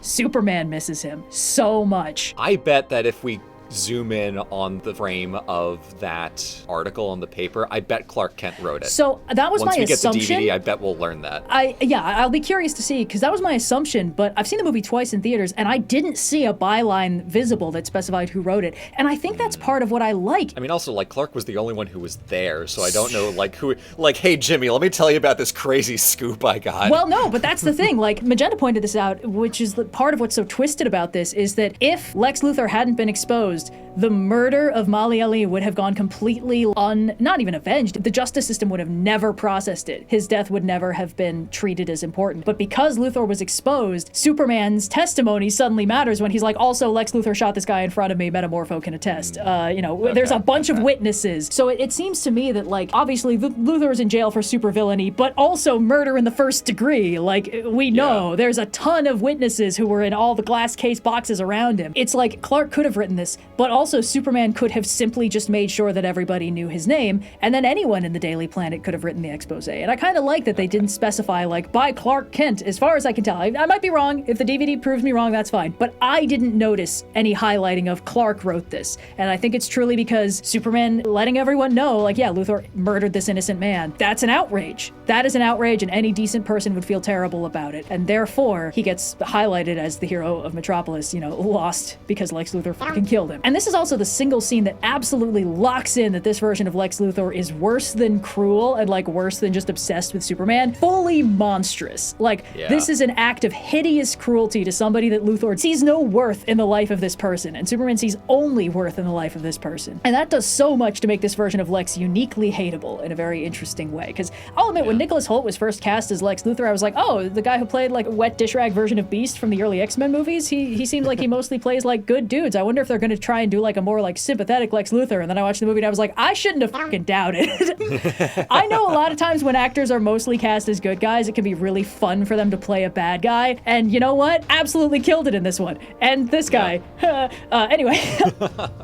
So this movie, as we mentioned in the 5 E's of being truly evil, one of the things about a villain that defines how cool they are is how spectacularly they explode. So this movie is bold enough to say, hey, you see that maniacal supervillain? You want to see him lose? So, start of the movie. Lex Luthor is a shining golden god. Everything is going right. He's at the top of his game. He's busting out the video game moves in a room full of cheering subordinates who are absolutely ecstatic to see him succeed in his long con to destroy Superman. He's just served Superman his first real defeat. There's more on the way. He couldn't be happier. Nothing bad ever happens to the Luthors. And the thing that I thought was interesting, or even early on in the movie, is that Lex is a brilliant schemer, but he is not unflappable. He is not the sort of Turbo Chad mega genius, emotionless robot type who's planned for every timeline. He just kind of thinks that's what he is, but he's riding the high of fighting Superman. He's happy. When he's happy, he's really happy. And then when he's mad, he's really mad. So unlike these mythical Turbo Chads that are prepared for all eventualities and thus are never surprised, this Luthor is extremely emotive and honestly kind of open about the fact that sometimes he can be surprised. Like when they break into the Fortress of Solitude, he is shocked at how extremely conveniently located the thing he's going to use to destroy Superman is. Like, oh, I figured I'd be able to, like, lie about something, but it turns out I could just translate his parents' message and just serve that to the world, and suddenly everyone thinks that he's, terrifying. So this version of Luthor is very emotive. He's very gleeful. He's very smug. He's very proud. He loves monologuing. He is determined that everybody knows how smart he is. This man is built for a third act breakdown, and oh baby, do we ever get a third act breakdown. So the first major weakness in this character, because again, when we first meet him, he just won. This is as high as it's gonna be for him. This is the best it's gonna get. And then through the rest of the movie, it's kind of who's come out on top in this encounter, who's come out on top on this encounter, who's on the back foot, who's winning. The thing that consistently screws Lex Luthor over is that he hates Superman so much it makes him underestimate him. Because Luthor sees Superman as a powerful being, but the thing that both of them kind of don't get about Superman is that he is first and foremost a symbol of hope. Superman's not trying to do that. This isn't like on my planet this symbol stands for hope, I wear it on my chest to tell everybody how awesome I am. Superman's just trying to do the right thing. But the mere act of just trying to do the right thing inspires people for whom just trying to do the right thing feels like a strange, unattainable, hypothetical goal. Seeing this guy doing it makes them believe it's viable. This is a Superman who is reforming the ecosystem of superheroics from the inside just by doing his best. Because when we first meet the Justice Gang, we're like, oh, they're corporate. They're funded by Maxwell Lord, noted guy who's never done anything bad. So, okay, we have metahumans that are working as superheroes, but they are working as superheroes. They are government funded or, funded by a private business person. And then there's Superman, who's freelance, not doing this for money, doing this for the love of the game, not doing this on behalf of the US government, which is explicitly stated when he's having the interview with Lois, where she's like, doing this as a representative of America. And he's like, I'm not representing anyone except myself and good, the concept of doing good. He's not trying trying to be a symbol of hope that changes everyone's mind. He's just trying to do his best, and in the process is becoming a symbol of hope that changes everyone's mind. Lex Luthor does not understand this. He just hates how everyone is paying attention to Superman. He doesn't understand why anybody likes him. He doesn't get the hype. He's envious of the hype, but he doesn't understand the hype. Yeah, he can't extricate himself from the equation to understand what it is about Superman that people like. He just sees Superman as the thing that's in the way of his self-actualization. Exactly. He sees Superman as the guy stealing the spotlight from him. He doesn't understand why people are staring at him so much. So because of this, he is never prepared for people just deciding to help Superman out. So he's not prepared for Metamorpho, which is his only kryptonite contingency plan, to be moved by Luthor's cruelty to help Superman rescue his own hostage son and then escape. He's not prepared for that. He didn't have any contingencies in place. He's not prepared for the Justice Gang to intercede in Jaranpur while Superman is busy with Ultraman. His whole plan was that Superman and Ultraman would fight it out and Ultraman would win, and then he'd be able to conquer Jaranpur and get Luthortopia on tracks to get made. He just fully didn't even consider that other superheroes might take a cue from Superman and be like, okay, maybe we can cause a little international incident as a treat. And he's not even prepared for the Daily Planet reporters to ferret out the truth of his scheme and expose him to the world. Like, he hates Superman so much that he cannot anticipate other people liking Superman. He just kind of assumes he'll be able to sway the narrative once and just be like, Superman is actually scary and evil and you all should like me instead. And everyone will be like, oh my god, you're so smart, Mr. Luthor. I never even thought of that. It doesn't even occur to him that people might be like, actually, I think you still might be kind of a dick, Mr. Luthor. I think maybe Superman is still cool, even if his parents kind of suck. Lex Luthor truly so horny it makes him stupid. I know, right? It's peak. The best review I've seen of this movie is that this is absolutely the Lex Luthor that's gonna baby trap Superman with Connor Kent later. Like, he's exactly the right kind of nutcase. On the note of Superman versus Ultraman, there's an interesting part of this movie, which is the mirror match near the end. Because, of course, Lex Luthor, completely normal levels of obsession to have with your nemesis, where you comb the battlegrounds he's been on for a single strand of his hair so you can clone him. Super normal stuff. So Lex Luthor clones Ultraman from Superman's DNA, has all of his powers, none of his brains, Superman Bucky Barnes edition. And the math in this is obvious. You know, with Luthor's superior mind controlling Superman's powers, obviously the real Superman doesn't stand a chance. Quick side note I wanted to bring up, which I thought was pretty funny. So, of course, they name drop Ultraman very early in the movie. Luthor is showing him off like, yeah, this is Ultraman. I made him. He's the most powerful warrior in the world. He's like, okay, yeah, sure. So when I watched the movie, I was like, oh, Ultraman. Yeah. That's the name of the evil version of Superman from Earth 3, where all of the Justice Leaguers are villains and Lex Luthor is the hero. Okay, yeah, that makes sense. So this is gonna be some kind of evil Superman under there. And then I forgot about this for the rest of the movie, and then he gets unmasked, and I was like, oh yeah, evil Superman, just like I thought. So that was pretty fun. The really impressive one, though, is that when I was watching this with Magenta, I asked her if she was surprised by the Ultraman identity reveal, and she was like, well, no. It was incredibly obvious. We saw his powers. He had heat vision. And, like, we knew that Luthor needed Superman's DNA to get into the Fortress of Solitude, and they got into the Fortress of Solitude. So I was like, obviously it's the Superman clone. I was like, oh, so you didn't connect the Ultraman thing from Earth 3? And she's like, Earth 3? What's that? So as smart as I felt, my sister fucking Sherlock Holmes that shit without even knowing about what Ultraman was a reference to. So I had to give some flowers for that, because I thought that was extremely funny. I, meanwhile, am dumb as hell. I had no idea what they were doing with it. Hey, I've learned to stop asking questions about mysteries because I don't know when I have the tools to solve the mystery and when I don't. So I simply assume that I don't and don't try, which is, I guess, unfortunate, but ain't that the way? It's a perfectly reasonable way to engage with the story. I mean, that means that you got the intended plot twist effect rather than being like, oh, cool, David Cornswet can pull off the Bucky Barnes look. I had no idea. Yeah. Oh no, he's hot. Yeah.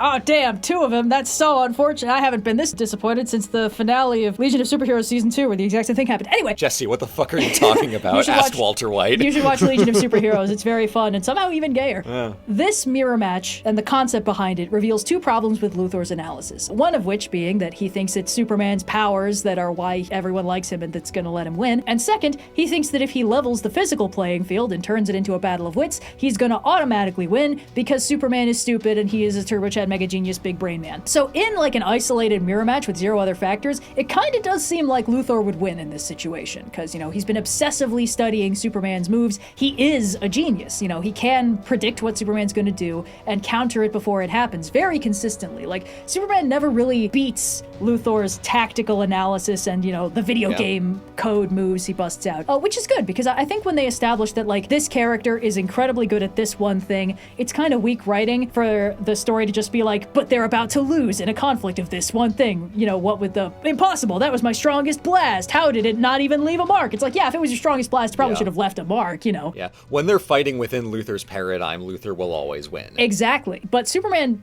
does win, shocker, by doing something Luthor didn't anticipate, calling for help. Because first, he doesn't anticipate the Justice Gang interceding, which happened because Superman asked. And second, he doesn't anticipate Krypto, even though he knows about Krypto, kidnapped Krypto, and stuck Krypto in, like, torture prison for several days. He just fully forgets about the Superdog, or rather, just doesn't think it's relevant. Because in his mind, this is the perfect mirror match where he proves his superiority by beating Superman in his own game. And then Superman is like, but have you considered my absolute bastard of a dog that really likes eating drones?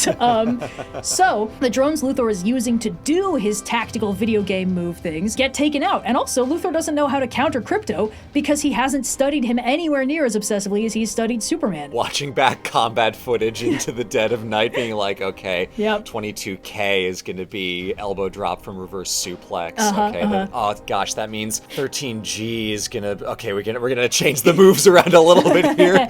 Yeah, but that's the thing. Luthor was only prepared for Superman. He wasn't prepared for the entirely predictable element of Superman gets backup and help. Yeah. Without Luthor controlling him, Ultraman is a blunt instrument, and he is still dangerous, but Clark can beat him. That's exactly what Luthor wanted. He wanted to make a Superman with less brain so he could control him, and he succeeded, but then Superman outsmarted him. I do think it's a little odd that Clark lets Ultraman fall into a black hole. I feel like that's a little odd. Obviously, there's no death in a superhero movie until you see, like, the body ripped to shreds, but I feel like it's a little odd that he didn't try to find something in the middle there. Yeah, I mean, I think that they choreographed the fight in a suitably dire strait that we could believe that the only way that Superman could get out of that situation was doing the yeeting Ultraman over the side, which did unfortunately include the black hole. We could also bring up the fact that earlier when Superman and Krypto were nearly pulled into the black hole, he didn't say, we'll be killed. He said, we'll never be able to escape. So it seems like in the paradigm of DC, Superman is like, somebody with my powers doesn't die in a black hole. You know, it's superhero stuff. But yes, it is a little bit weird, but I think there's enough factors for why that part didn't really bother me so much. But the thing about Luthor underestimating Superman in the final boss fight ties in with his broader flaw, which is that nobody is as stupid as Lex Luthor thinks they are, which is difficult to wrangle because, like, Lex Luthor is a genius, but unfortunately for him, he also thinks everyone else is an idiot. So he really does believe that, like, the general populace can be meaningfully manipulated through social media regardless of Superman's actions IRL, and he is right to an extent, but only to an extent. Like, even before Superman's name gets cleared, nobody's like, hey, Superman, what are you doing stopping that building from squishing that lady? Like, ultimately, if Superman's doing good stuff, nobody's gonna fight him on that. Because Luthor doesn't, like, clock that Superman's continual demonstration of, like, his willingness to save any life, no matter how small or politically controversial, means that Superman has kind of made himself, unintentionally, an embodiment of hope for everyone. Because no matter how dire your situation is, there's always a chance that Superman's gonna drop out of the sky to save you. So even when Superman is at the absolute bottom of his, like, PR for the movie, where everyone still thinks he's like a wannabe alien conqueror, the people of Jahanpur still put up the flag in the most heart-wrenching scene in the movie because they're like, he saved us once before. He values our lives even if nobody else does, so maybe he can make it again. And Luthor's PR has no bearing on that. When in doubt, they're not going to be like, oh, but I saw on the TV that maybe his parents want him to have a harem.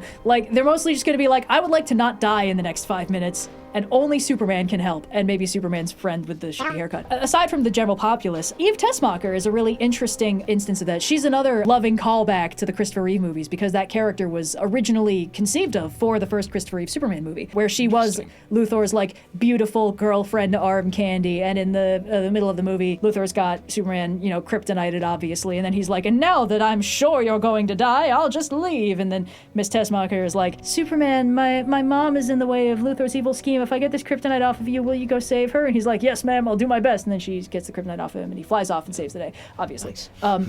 So this is kind of like a modern version of that. And, you know, she's very intentionally crafted to look like a very specific trope. She's ditzy arm candy. She's an Instagram model. She's beautiful. She's blonde. She doesn't really seem to think about all that much stuff. Just how Luthor likes her. I'm sure she makes him feel so smart. It is also clear from the other lady in the Supermax ghost prison that he has a type. He does have a type. Yes, he likes ladies that are tall and blonde. The thing is, he is so dismissive of her that he does not even consider the OPSEC implications of her constantly taking selfies in his secret conspiracy board war rooms. And the funny thing is, like, initially Jimmy kind of is like, oh, Eve, you're so stupid. Why would you only send me these hot selfies? And Lois is the one who's like, Jimmy, your hot ex is a genius. And she's not wrong, is the thing, because Eve wasn't like, oh no, I'm gonna get abducted by Lex. I better send Jimmy my sexy selfies. She's like, no, I'm gonna send you the photos that are gonna ruin Lex Luthor, because the entire time she's been taking sexy selfies, she's been having his secret evil schemes in the background. Not accidentally is the big twist, is that she's not accidentally gonna be Luthor's downfall. It's that she was planning her exit strategy from minute one. That's genius, but because she is not aesthetically intelligent, Luthor doesn't even consider that this might be a problem. And of course, Superman is not as stupid as Lex thinks he is. Lex is very dismissive of him in every way because he hates him so much, but he also thinks that their conflict is brains versus brawn. He thinks this is David versus Goliath. He just doesn't really consider the fact that he's the one with the overwhelming force in this scenario. Yeah. He's the one who is basically cornering Superman, leaving him with no way out. So Superman is the one who has to enact the clever strategies, like calling for backup from his friends, you know, using weird strategies that Luthor's not prepared for, dropping himself from space to take out the engineer, briefly dislocating his own arm to yeet Ultraman into a black hole. Like, Luthor thinks Superman is all brute force and brute stupidity, which is why Luthor does not realize that he is Goliath in this equation. It doesn't even occur to him that somebody might need to use cunning strategies to beat him because he is such a monolith of raw force in this movie. Which is why it's kind of funny when he's like, you see, Superman, brain beats brawn, and then Superman gets to do like brain beats brawn, and then does the little, it's not a complicated callback, but it is a callback, and I liked it a lot. Yeah. Which of course leads to the ultimate culmination of Lex Luthor's character arc, from shining golden god to a sad wet dish rag who clearly wasn't hugged enough as a child. Like all good supervillains, Lex Luthor is built to collapse in spectacular fashion. Because we're introduced to him in maximum smug mode, we want to see that shatter. Because he's propped up by sycophants in a system that he knows how to exploit to his own ends, we want to see that structure crumble. We want to see his lies revealed. And we get all of these things because the movie knows how to give us what we want after setting up, hey, do you want this? Look, you can have the shiny thing.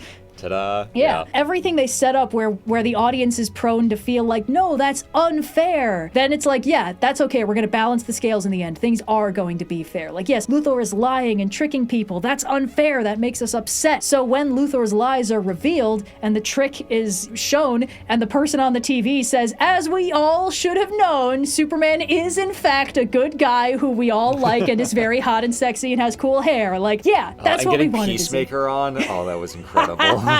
Oh my god. So the thing with this Luthor, like I said earlier a few slides back, is that he's made for the third act breakdown, and the entire back half of the movie is one protracted third act breakdown as his situation keeps finding ways to get worse, until finally in the end he is left with absolutely nothing. Luthor wants to be in control, he wants to be the center of attention, and he thinks he knows how to get it, but he's not in control, and when he becomes the center of attention, it is in all the wrong ways. And as his scheme crumbles around him, he breaks down to the point that Superman looks briefly visibly distraught for him, even after everything he's done, because this is a version of Superman who really doesn't, like, take that much pleasure in Luthor's, you know, entire scheme crumbling around him. In fact, they have a beautiful little monologue off right at the end in a way that I thought was very interesting, because, you know, a superhero movie, a monologue between the hero and the villain is a very classic thing. I guess it would be a dialogue if it's two of them, you know what I mean. Competing monologues. Competing where monologues. Luthor's like, you're not even human, and Superman's like, damn it, Lex, darn it, Lex, that's where you're wrong. I'm as human as anyone. I mess up all the time, but I get up every morning and I put my trunks on one leg at a time and I try to do the best thing I can, even though I mess up constantly, because life is really hard. But being human and being imperfect is my greatest strength, and for the sake of humanity, someday I hope you figure out it's yours as well. Which was just a really interesting little reference to a thing that Superman has said in the comics before. Because a lot of times in the comics, Luthor is motivated by what he thinks is a desire to save humanity. Maybe it's like, oh, this guy who's got powers comes down from the heavens and solves all the problems for us. That makes us weak, like we can't solve our own problems. And of course, the counter argument to that is, Luthor, if you wanted to save the Earth, you are a genius with infinite money. You could have done so much to save the Earth already. So much. And in some versions, Lex Luthor is like, oh, you're absolutely right. Like, he's been so consumed by his hatred for Superman that it hasn't even occurred to him that he could do good. But this is a version of Luthor who does not care about doing good. So when Superman is like, my greatest strength is being human, and someday for the sake of humanity, I hope hope you realize it is also your greatest strength. Luthor does not hear it. He doesn't register it. He's just like, okay, it doesn't matter what you say because the US government gave me permission to kill you, so I'm still allowed to try and murder you, which is when Krypto starts jerking him around like a rag doll, which is very funny. I do think it slightly undercuts Superman's point, but I also think that that's kind of proving his point about like, I'm not perfect, I screw up all the time. Like, for instance, I left my dog that has a very personal grudge against you slightly unattended, and now he has fully broken your arm, and I kind of feel bad about that. The thing is, this, if anything, just feeds into Lex Luthor's final third act breakdown. He has lost absolutely everything, up to and including his dignity, because he just got his ass kicked by the dog he tortured. Like, yeah. That's very karmic. It is truly the dog bites back. But this is a version of Lex Luthor who really feels like he's only going to become more dangerous now that he has lost absolutely everything, and he is 100% convinced that it is Superman's fault. He's even more radicalized. Yeah, he was dangerous when he was proud. He's even more dangerous now that he's been humiliated through, honestly, nobody's fault but his own. As Sun Tzu wrote, the lion that is backed into the corner is actually extremely weak and docile and is not a threat to anybody. Yeah. James Gunn said, now that we've seen this version of Lex, we can do other things with him. We've seen prototypes of his armor, so I wonder what will happen with that in the future. Yeah. Getting to go even from, the third act breakdown kind of spans a little bit of the back act of the movie, but getting to go from Lex Luthor revealing, all these game combos that he has and 13J, 4F, 9Q, and finally 1A. What is 1A? We've been wondering. We didn't even realize we were wondering. But then Ultraman straddling over Superman in the ravine of Metropolis with a black hole beneath them. And 1A is just grab him by the lapel and fucking wail on him over and over and over again. That's the one thing that the entire movie, from Lex's perspective, was building towards. Because, he could have maybe gotten Metamorpho to make a kryptonite bullet, pop it in his revolver, and just cap him right there in the prison. But Lex needed it to be like this. He needed it to be 1A that kills him, or at least gets him on death's door. Yeah. And he's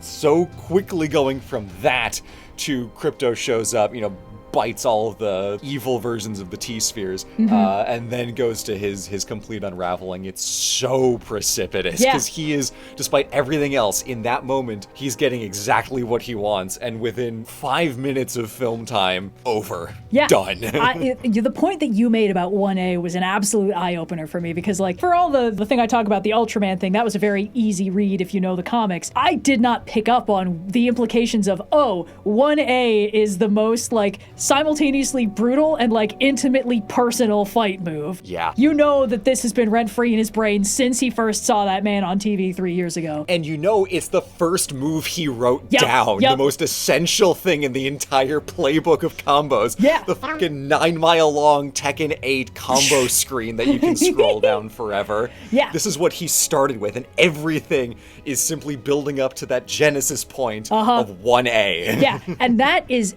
brilliant characterization. And it was extremely cool that you noticed it, because I fully didn't, but that is really insightful, and I wanted to give you some flowers for that, because I thought that was very solid. I can't have been the only person who figured it out. I've been getting a bunch of shorts on YouTube of all the goofy shit that the Superman cast has been up to. They've got your number. Rachel, David, and Nicholas just memeing with each other, and one of them I sent you this morning, one of the comments had a reference to 1A, so clearly some other people have clocked it. Well, but, he was screaming it at the screen for 30 seconds straight, but 1A as a thing that's significant is 1A as, that's the first move he came up with, that is significant, and I think that's very cool. I appreciate that. Yeah.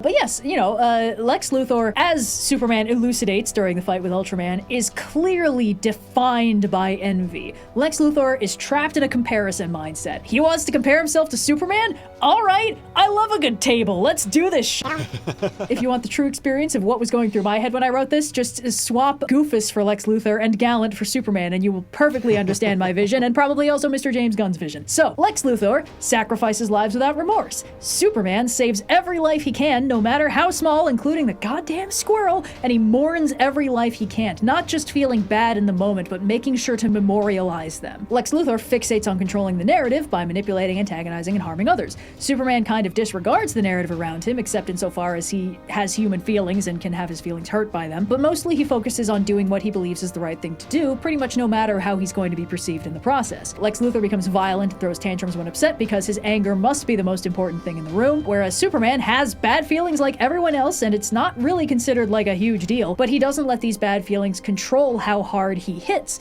and raises his voice a total of twice in the movie. Lex Luthor thinks everyone in the world is stupid and worthless. Superman thinks everyone in the world is beautiful. Maybe that's the real punk rock. That is the line on which the entire movie hinges. You Maybe are that's so the real right. punk rock. Yeah. It is, and that's not my opinion. I think either David or James has said the same thing. But I like Sleeper Agent. I was like, wait, I want to highlight that because, and kind of reiterating the thesis with the credits music. Because I'm a punk rocker. Yes, I am. It's just. Ooh, if that's what people take away, that being kind is punk rock in a world that is, and I loved the original Deadpool movie from 2016, 17, whatever year it was, but like, as the apotheosis of pure cynicism, as funny as it was, and making fun of the kind of superhero saturation we had at the time, it points to something worse in our collective psyche, and having this be like, punk rock is what is subversive against the power structure, and the power structure right now is cynicism. So and being cruelty. kind is punk rock. Yeah, the power structure is cruelty. Yeah. Kindness is punk rock. It's so fucking good. Yeah, in a world where cruelty is in power, kindness is punk rock. And also, that's such a corny thing to say, but he's not wrong. That's what's so fun about it. Like, yeah, maybe that is the real punk rock. It's corny. It's beautiful. Lex Luthor treats his girlfriend like shit and thinks she's an idiot, which makes it even funnier when her selfies destroy him, whereas Superman cannot stop making hard eyes at Lois Lane no matter the circumstances. Lex Luthor measures himself against everyone and becomes murderous with envy when he finds someone deemed quote-unquote better by his own metrics, whereas Superman is, objectively speaking, the greatest hero in the world, but doesn't really think this about himself, knows his limits, and is always grateful for help from anyone. Lex Luthor is an American Nepo baby billionaire. Superman is an illegal immigrant from the stars, raised in a humble farmstead, making a living on a reporter's salary. Lex Luthor puts himself above humanity. Superman proudly declares himself as part of humanity. The contrasts are all the way down. So, is this Lex Luthor truly evil? I probably could have found a less ridiculous acronym to say, but it's fun. It's hard to beat your Captain one from That's true. Winter Soldier. That's the peak. Yeah. Well, someday I'll try and find a way to surpass it. Don't compare yourself too much. That's a villain mindset. Oh no! So first of all, if I'm comparing myself to myself and trying to constantly better myself, maybe that's the real punk rock. Anyway, so Lex Luthor does examine the nature of morality. His greatest crime and his greatest weakness is that he sets himself above humanity and sees all other lives as worthless and beneath notice, not valued at all. The greatest evil put forward by this story is treating people as less than people. And Lex Luthor does that shit to everyone. Hey kids, don't do that. Here's why. So, very clear statement on the nature of morality, embodied by Lex Luthor being just the absolute worst. Luthor exposes Superman to new challenges pretty much constantly. Like, this whole movie starts with Luthor winning, and it goes from there. So Superman's on the back foot for the first time. It's established he's never lost a fight before. Then he has to process the unraveling of everything he thought he knew about his Kryptonian parents and what they wanted from him. If anything, this is the movie that makes Superman realize that being Superman was his idea, not his parents. And the little conversation he has with Pa Kent is very, informative about that, because in the beginning of the movie, Superman is like, yeah, I do this because it's what my parents wanted from me. They sent me to this planet to serve the people. And Lois is like, citation needed? They said that in those exact words? And he's like, well, yeah, I mean, probably. But the fact that he assumed, we're sending you to this place where the people here are way weaker than you, and then just, completes from there. And he's like, yes, because they want me to protect them with my superior strength and my great powers. It's a great responsibility. And then they were like, we think you should nasty about it. And he's like, I'm sorry, what, mother? And then Pa Kent is like, look, I think the fact that you thought they would have wanted you to do this says a lot more about your priorities than what their actual priorities were. Essentially, this is the movie that starts with Superman thinking, yes, being Superman is a task I've been given, and ends with him being like, actually, being Superman rules, and I'm going to do it on purpose. Yeah. I was talking to Magenta about this because she kind of pointed out that Superman doesn't have much of an arc in this movie. He kind of starts and ends in the same place, although he goes through a little bit of a rough patch in the middle where he's questioning himself and who he is, because he thought he understood his origins, and then he learns that he didn't actually. But Superman is almost kind of a fixed point, because he kind of nailed it from the outset. Is like, yeah, doing good and helping people is the right thing to do, and I want to continue doing that. And by the end of the movie, that's still correct. It's everyone else who is changed by his presence. And that's a very solid way to write a paragon. I think we've seen this even in some of our discussions of My Adventures with Superman, which has not appeared on main channel material yet. Not yet, no. It's mostly in podcasts and guest appearances and other places. But that's a case where Clark's character is pretty locked, pretty fixed, and the story is simply excuses to reveal and demonstrate and let the world revolve in the way that it will, with him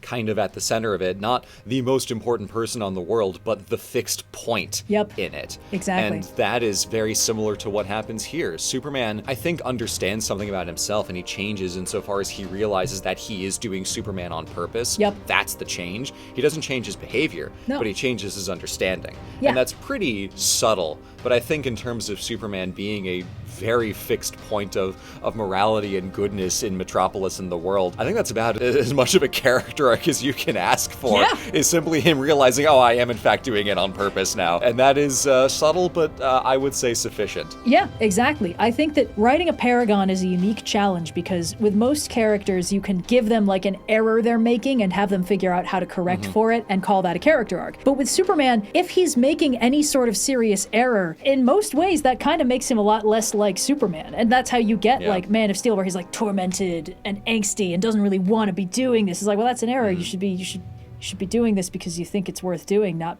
because skill issue, want it harder. Yeah, seriously. And even like in the Justice League cartoon, like that's a version of Superman who is prone to anger and kind of like being a loner because he kind of does think like, I am the strongest in this team, so I should be able to do everything by myself. So he's really bad at teamwork and he's prone to lash out when things frustrate him. And it's like, you should probably be working on that, man. That's not a very good trait for somebody who can rip a building in half to be indulging too much. Whereas this version of Superman is like, he's very mellow. He gets frustrated, but he doesn't go into a raging tantrum like Lex Luthor does. And on that note, Luthor's presence in the movie is so significant because he reveals so much about Clark's character through the way he opposes him in every conceivable way. Everything that Luthor does only reveals more of what makes Superman so good. And that's why this whole presentation has been about Luthor, because like, yes, this version of Superman is 10 out of 10 no notes, but we can see exactly why through Lex Luthor. He is perfectly crafted to be Superman's opposite and to hate him so much that it brings all these contrasts into the forefront and like shines a light on them. And also Nicholas Hoult absolutely killed it, so the extremely powerful Riz is still self-explanatory. So good job, buddy. You really pulled it off. Yeah, it really is. Comparing the Batman and Joker thing from earlier, like this version of Lex Luthor is so fun and so interesting and truly does it both in a way that I don't think I've ever seen a superhero villain do, especially in the kind of Marvel era where it's basically, you know, the hero but evil. Gray. Yeah, and evil. Yeah, the evil robot Jeff Bridges. Ironmonger, Iron Man suit again, but evil and gray. And some of them are a lot better than others. We've discussed this on various detailed diatribes. This is, in my estimation, the best superhero villain we have seen ever. And I think so much of that is just because they let him be unapologetically fixated on Superman, the important guy whose name is on the poster. Like, if Luthor had his own shit going on and Superman was only tangential to it, then their contrast wouldn't matter as much. Their loathing would be less personal. But because it is so intimately personal between these two, you just end up just really understanding both of them through the ways they interact with one another. Like you said, this is probably one of the best movie supervillains I've ever seen. Because a lot of like historically really good supervillains are the ones where it's like, oh, that guy's got like a really good point. Like, let's be real, in most of his stories, Magneto's pretty much right at this point. Killmonger, pretty much right at this point. Poison Ivy, pretty much right at this point. You do not, in fact, gotta hand it to Lex Luthor. You don't gotta hand it to Lex Luthor, but it's like these characters that are being redeemed because as our understanding of various social and cultural issues changes, it becomes harder and harder to pretend they were wrong, versus these are the villains that are getting redeemed because of their fat ass and their winning personality, which is how you get like Agent Venom and stuff like that, or Red Hood. But like having a villain who just sucks so badly, a character who exists to be spectacularly defeated and come back even worse. This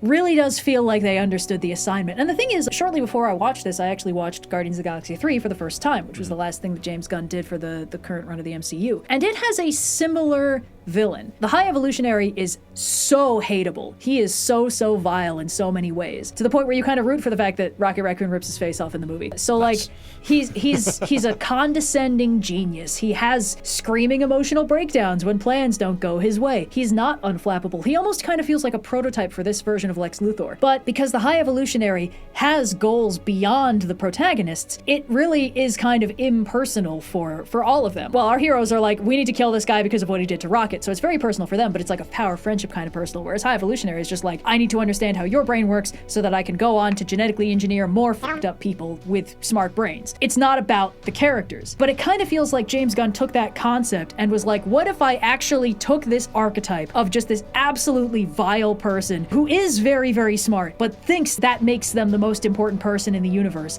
and I gave them a really specific complex about their nemesis. And that's how we get this version of Lex Luthor. And like, where the High Evolutionary is a disposable villain who is gone by the end of the movie, I'm excited for this Lex Luthor to be more of a problem moving forward. Yeah. In conclusion, while we're wish listing things to put in the later movies, James Gunn, give us more bumbling dork Clark Kent right this minute. I know you were hiding from me. I do not appreciate it. His hair was the best it's ever been in that one scene where he's pretending to be Clark Kent, Daily Planet reporter.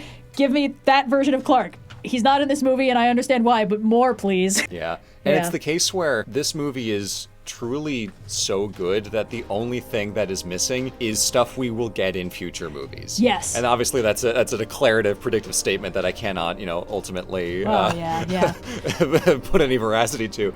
But the things that are good about this movie make us want more of it, and that is so refreshing to have gone through the entire MCU, the DCEU, and I know the MCU is still going, but like, come on, and to come back to this place, this Iron Man 1 type feeling, and especially after having gone through Phase 1 recently, Winter Soldier recently, to come back and know the place for the first time, to be in this position of the beginning of something that truly seems like it can be incredible. And obviously, promise is infinite until the checks actually start coming due. Right.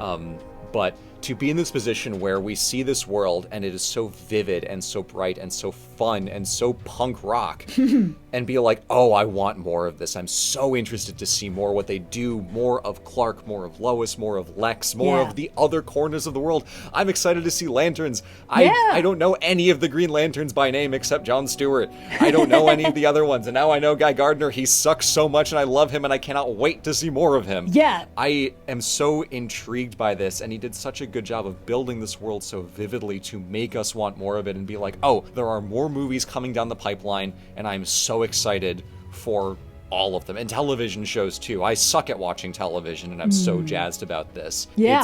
It's so good. And we talked a little bit about in text messages before we sat down to record this, like an interview clip from David Cornsweet talking about, I think it was I sent you talking about the Trunks and the idea of batting approachable no matter what, and whether that invalidates the idea of is Clark the real one or is Superman the real one. Obviously we know Batman is the real one and Bruce Wayne is his day job. We get the sense that, Clark Kent with the glasses off is probably the closest thing to the real one. Yes. Clark is an act, Superman is his customer service voice, but with both of them, he's curating an image, but he knows that he doesn't super mind what people think about him, and he doesn't mind being a little bit of a dork. It manifests as he doesn't mind if Clark is bumbling, he doesn't mind if Superman looks silly. Both of them point to the same idea, even if they're manifesting differently. Yes, so I actually wanted to bring that up, because this slideshow ended up being almost entirely about Lex Luthor, although given how much I talked about Clark, I guess, task failed successfully. Yeah, they are inextricable. They are unfortunately interwoven into one another's lives, and nobody's angrier about it than both of them. But the thing that I thought was so interesting, the part of this movie that is calling the most on the Christopher Reeve Superman movies, is that specific thing about, is he really Clark Kent or is he really Superman? Because when I said that in the detailed diatribe, when we were talking about Superman as Superman is his customer service voice, Clark Kent is the real guy, he's a comic book character who's existed for over 80 years. There are versions where either one is true. Yeah. But in the Christopher Reeve movies, Clark Kent is not the most honest version of Superman. In fact, I think I showed you the clip from the first... The magic trick. The magic trick, exactly, where in the space of a single long take, while Lois is getting herself ready for their date, Christopher Reeve just straightens his back a little bit, takes off his glasses, looks down at them a little smile, drops his voice, and is like, Lois, there's something I've been meaning to tell you. And then when she comes back out, he chickens out and is like, oh, it's that you just look really lovely tonight. Like, hunches back over. It is the magic trick. And Christopher Reeve could pull it off like nobody else. And we get a tiny bit of that in this movie during the interview, where Lois is like, oh, it's Superman, and Clark leans forward, just Miss Lane. That's the only part of the magic trick we get. And it's just an incredible piece of acting, but it really works on the fact that Superman and Clark Kent are two different extremes of what Clark is capable of projecting forward. That Superman is all confidence, shoulders back, chest out, and Clark is all timid, very dorky, hiding behind the glasses. And the thing that's interesting is that in the first movie, we get Superman and we get Clark Kent, and the magic trick is switching between them. In the second movie, Lois figures him out, and he can eventually no longer gaslight her about it enough to get her off the trail, and he takes off the glasses and he straightens up a little bit, and he's wearing just slacks and a white shirt, button down, very similar to the outfit he's wearing in the interview scene. Mm-hmm. And he just kind of talks to her honestly about who he is. And this feels like the first time in either movie that we get an unfiltered glimpse of who this guy really is when he's not just by himself. And there's something very genuine about it. And it's kind of a really interesting scene where these two people can finally have a real conversation. And then he's like, Lois, I can only be with you if I give up my powers. It's a good thing no evil Kryptonians are about to come to Earth and cause a big ruckus. So there's a bunch of other shit happens. And then at the end of the movie, that's where we get the infamous amnesia kiss, because she has like a full nervous breakdown because she's like, I can't be with Superman. He's like, that's okay, you don't need to. Smoochy, and then she forgets and he goes back to being bumbling dork Clark Kent, whatever. And it feels like this movie was drawing on that core concept for the character, where like there is a real Clark Kent. He is not the one that wears glasses. He is the one that hangs out on the Kent farm in the flannel and talks to Ma and Pa, but when he puts on the glasses and goes into work mode, that version, Clark Kent Daily Planet, is just another customer service voice. And that's a completely fine way to do it. It's very interesting. There's more internality, which means there's more to explore in the future. Sorry, I resume. Yeah, no, and I think that one of the things that's so interesting about this version of Superman is that, like I said, he's kind of incapable of pretense, aside from that bit where he and Lois are sort of playing a little game. Well, he thinks they're playing a game. Lois is being genuine, where they're sort of pretending not to know his secret identity at the Daily Planet. And he's like, that was a fun little bit we did. And she's like, I wasn't doing a bit. I had real journalistic questions, and it turned into the interview scene. But that's kind of the extent of the pretense he can get up to, which is just being like, oh, I heard that Superman is really cool and sexy and has an 8-pack, actually. That's really fun. But every time we see him as Superman, he's being very genuine. It doesn't feel like he's at any point trying to put on airs to make people feel better. If anything, he kind of feels like a bit of an exposed nerve of a person. Like, things that upset him just very clearly get under his skin, up to and including like, oh, I just dove in front of an explosion to save this kid, and then like yell at the Justice Gang, hey, be careful. Like, he's not like, not to worry, ma'am, I've got this under control. It's just like, hey, dude, what are you doing? Hey, I'm walking here. He's been in Metropolis too long. Metropolis is in Delaware. There are Delaware flags. No, this is the thing. James Gunn confirmed it. Metropolis is in Delaware. Mr. And Gunn. They put in, because David Corenswet is from Philly, they put in that tall pointy building in there as a nod to him. But otherwise, LexCorp is the only all-glass building in an otherwise kind of Art Deco brick and stone skyline, which it sticks out, and it feels weird within the rest of the city, and it is good design. It does. Good game design. It's good game design. Yeah, no, I think I really liked that Metropolis doesn't just look like a real city on Earth. That it's not like New York or Vancouver shot for Metropolis or Chicago shot for Metropolis. It's just, no, this is a city that doesn't look like anywhere else, because this is a different world. In the same way that Gotham of the Batman does not really feel like a real city, even though it's just Glasgow at night and done up to look a little extra shitty. Just Glasgow and Chicago at night. They successfully made it look uniquely Gothic and uniquely nightmarish, whereas Metropolis looks uniquely shiny. When we got that first flyover of like the Daily Planet with the full like brass globe shiny, I was slammed back to 1938. Like, yes, good. Oh man, movie good. But no, I do think that like the specific point about Clark Kent versus Clark Kent Daily Planet versus Superman, I think is so interesting, and I love that this movie just kind of lets that sit. It doesn't really over-examine it. You don't get the like, which of you is the mask and which one is real. It's like, no, there's not much pretense. Like, Clark Kent Daily Planet is probably the most pretense we get out of him, which is why I'm kind of joking a little bit about like, give me more of him, James Gunn. I know you were hiding him from me. It's just like, look, I really do like that part of his character. I really do like the magic trick. But if Lois already knows his identity, there's only so much mileage you can get out of Clark Kent Daily Planet. And I do understand that, and I wouldn't have hated seeing more of it. And I have to stress that I really do like how his hair looks when he's brushing it forward like that. So you understand my conflict here, where it's like, oh, this is a part of the story I like. But we got so much in this movie. So many things I wasn't expecting to get. Like Guy Gardner. Never in my life did I expect to utter the sentence, man, I really liked Guy Gardner in this. Like, holy shit. Like, the Green Lantern that doesn't get invited to the functions because he can't behave himself. Like, that's the Green Lantern that we got here, with truly the worst his hair has ever looked. I really feel like I'm going on about the hair a little bit much, but I've got a brand. I really do think that this felt in some ways like it was personally handcrafted to appeal to me and my distaste for superheroes and empty worlds, because like this world is chock-a with shit going on, and I am, like you said, very excited. It's weird to recapture that Iron Man 1 feeling where you do feel like you've just gotten a glimpse into a larger universe, and I want to see more of it, and that's where I'm a little bit nervous, because this movie was very good. Sure. This movie does stand on its own. This movie tells a story front to back that ends on a satisfying way. I'm going like, yes, I can't wait for this Luthor to come back and be even worse, but it will not break my enthusiasm for this story if a fucking meteor hits and we don't get sequels to this movie. I will be upset, mostly about the meteor, but I will still be able to appreciate this movie for what it is. It is not one of those things that is all set up and promising payoff later. We get so much setup and payoff in this movie, it tells a complete story. But I am so excited. It has made me excited about superhero movies again, and I'm so scared.